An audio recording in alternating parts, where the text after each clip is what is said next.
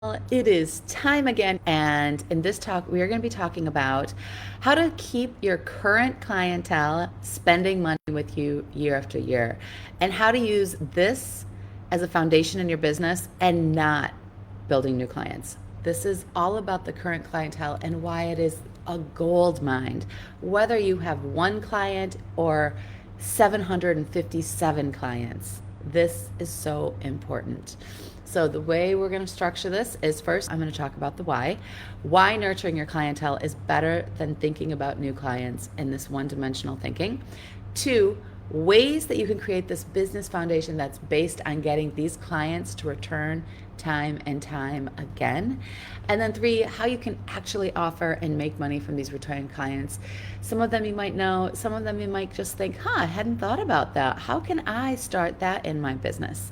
And that's the what, the how. That's the one thing I always like to focus on here. Just do this. What does do this actually mean? And tell me actually how to do the things. That's what we're going to talk about in the third part of this. So let's get started with the why. Everywhere you look around, you are being bombarded with this idea of gaining new clients. I need new clients. Do you need new clients? This is how this social media thing will help you get new clients and 50 new clients in a year and blah, blah, blah, new client, new client, new client. I get it. It's a much sexier topic for ads and coaches and marketing experts and all those people out there bombarding you. But what they aren't actually telling you is that the percentage of people who will actually become your clients is really low. And then on top of that, the amount of money that this small percentage of people that you're reaching are going to spend is also going to be significantly lower than those of the people who already know and love you. Yet, if businesses were to focus their attention on building and nurturing and offering their services to their current clientele, these returns and the joy, because it's a lot more fun, is going to be much bigger and better and, wait for it, easier. So much easier. It's kind of the idea of the cold call versus warm call. I'm not going to go into this whole gigantic sales lesson because it's really a lot and it's a finite, like fiat, what's the word I'm thinking of, finesse type of concept. But generally speaking, this is kind of like when you know someone doesn't know who you are, when someone doesn't know who you are, they are less likely to trust you. They're kind of cold, right? They've never touched you. They haven't been warmed up in the oven. They're going to be cold. They're going to also be kind of cold to your ideas. You're going to have to, quote, warm them up a bit, right? Yet if someone already knows you and trusts you and has worked with you, the more likely they are to listen to you because they've already been, if you will, warmed up. This is the exact thing between new clients and current client lists. And this is where I get so surprised how often you hear people talking about, I need new clients, I want new clients, I don't have new clients. Use what you already have. But another big why is your ideal client. Now, think about in your head, I know I can picture these people immediately, your favorite clients from the past. Your ideal client, oftentimes in your head, will come from your favorite people and clients from the past. And if it hasn't, this is one way to get an idea of more of what your ideal client is. Imagine them going into a store. So don't you want more of them in your life? Don't you want more of these favorite clients in your life? So start reaching out to them, connecting with them. Plus, like attracts like. So their friends and family and the word of mouth that they spread is going to be better for you than any ad on Facebook or Google. And they already love and like you because most likely your favorite clients in the past you have a vibe with, you generally have this authentic relationship with. So it even makes it, again, easier to build this ongoing return of clientele list. I get it. There's a huge, big, gigantic argument that people often give when it comes to their current client list versus new clients. I have a new ideal market, or I really want to break into a higher level, or my the clientele, especially the people who booked years ago, aren't as high end as I want to be, or you don't think they'll be currently spending what you're asking, and you don't know how to charge them more. Well, to be honest, you just might be underestimating your current clientele. We all live in a world where prices go up. Your clients know this too. They don't live in a bubble. And in fact, if you have nurtured them enough and you've kept this authentic relationship going, they might actually want to invest more with you than with a complete stranger, even if that complete stranger charges less. So give them the opportunity to become your new ideal client first before counting them out. So there you go. There are my few whys. Now let's focus on two main ways in which you can build this foundation. Two ways to think about how to actually build the foundation. Before we go into the hows and what to actually offer, we're going to talk about ways to nurture, ways to keep it going. Okay? So you want to lay a foundation. You don't want to just come out the gate out of nowhere asking all your old clients things, right? You remember, even though they already know you, you still want to keep it warm. You don't want to it's kind of like that friend that comes out of nowhere and asks you for something. And you're like, I know you, I get you, but I haven't talked to you in 3 years. Why are you asking to borrow money, right? So here's the number one thing.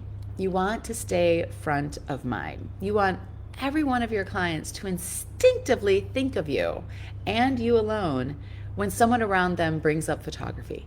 Now, everyone these days knows about 7 photographers. Everyone's got a camera. Everyone's, whether they're 16 or whether they're 56 and starting new careers, there's a million different stories behind this, and you probably have your own story as well as you're listening to this.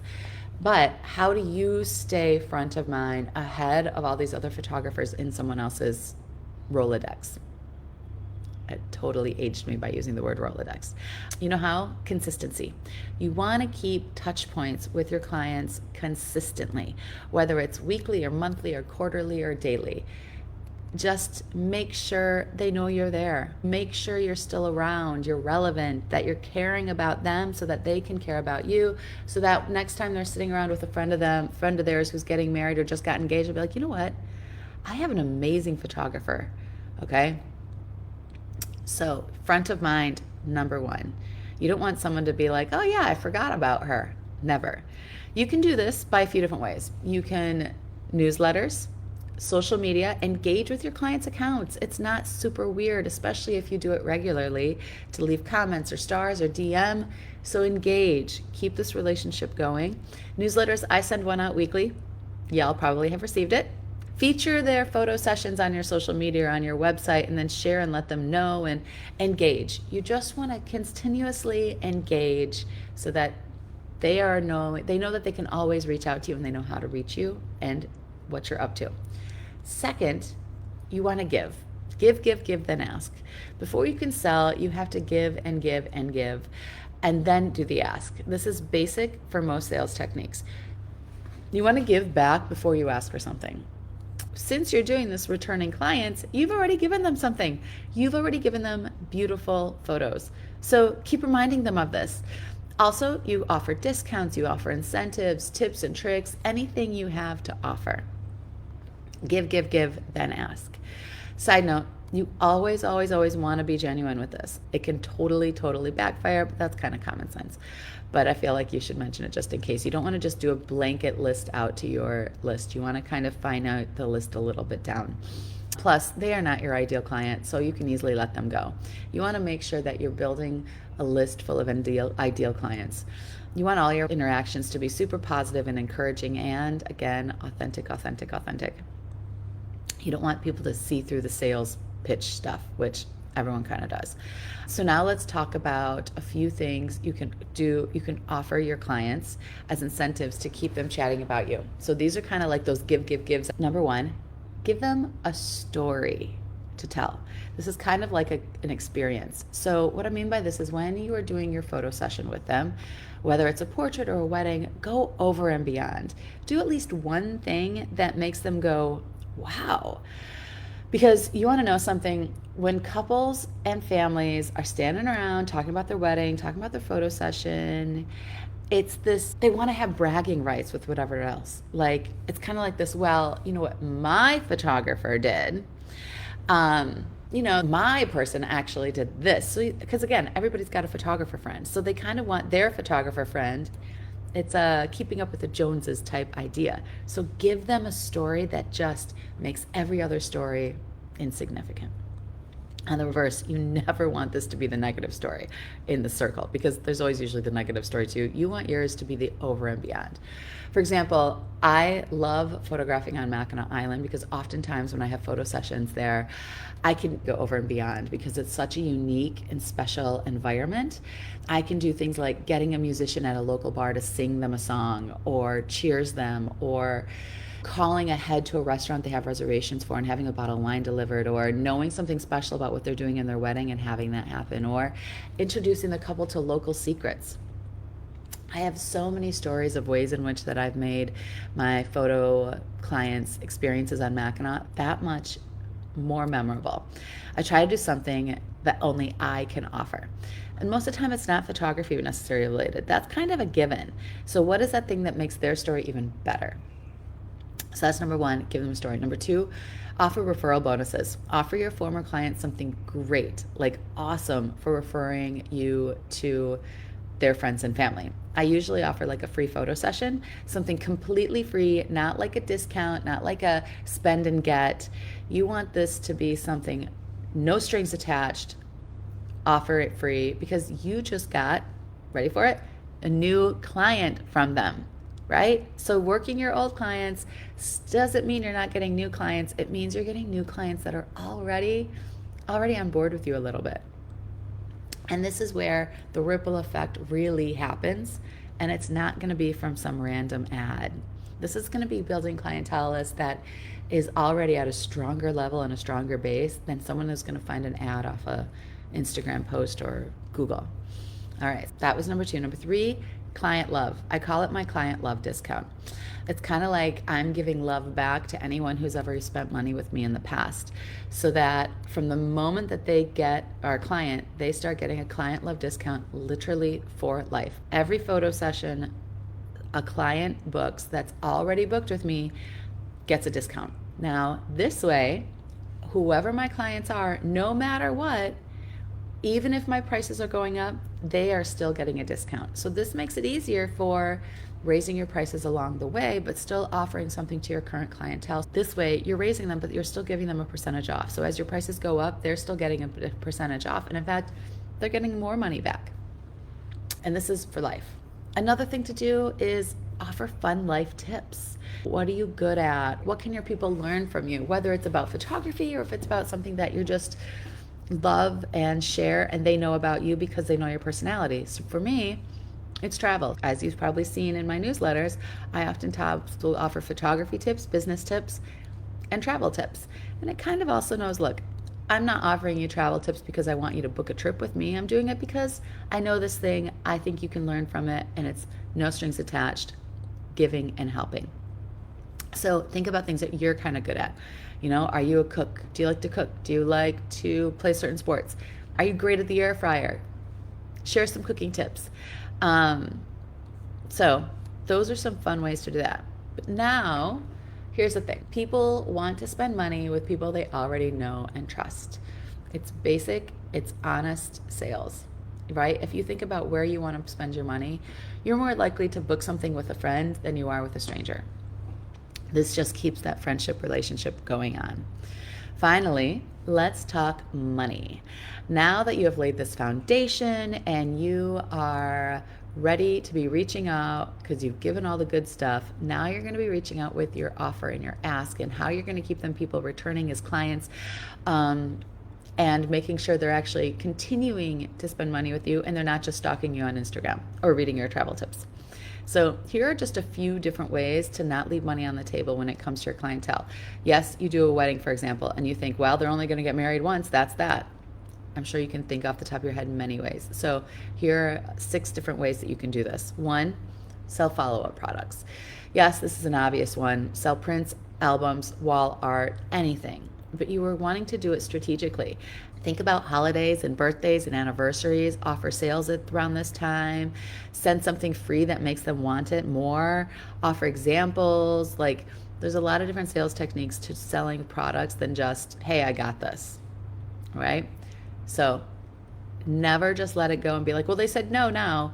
You can always ask again. 2, follow-up photo sessions. This is another somewhat obvious one, but a lot of people don't think of doing it. If someone hires you for their wedding, don't leave it at that. Promote family sessions. They might not even know you even do family sessions because they might think, oh, she only does weddings. We need to still use someone else for our family sessions.